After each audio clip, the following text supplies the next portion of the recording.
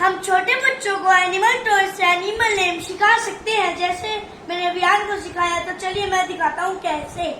Vihaan, what is this? Doggy. Oh, very good. और what is this? Dinosaur. Very good. और what is this? यार अच्छे से बताओ। बैठ के। Very good. और what is this? Sheep. Very good. और what is this? Cow. यार एक goat है। Goat. और what is this? Cow. Very good. और what is this? Elephant. Very good. और what is this? Dinosaur. और what is this?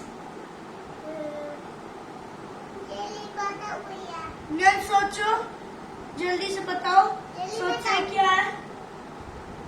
यार ये वेरी गुड, ये लेपर्ड है। और ये टाइगर. Very good. और ये Lion. Very good. और ये बताओ व्हाट इज दिस? Dinosaur. यार ये राइनासोरस, डायना। ओके, अब ये बताओ ये कौन सा है? Cat.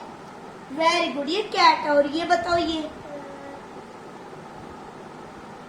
Cat.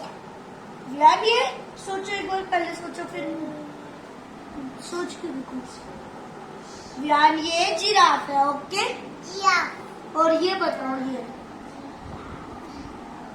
Hippopotamus. Very good, ये हिप्पोपोटामस है। अब ये बताओ ये कौन है? What is this? Monkey. और what is this? Deer. What is this? Dinosaur. और what is this? Bear. Very good.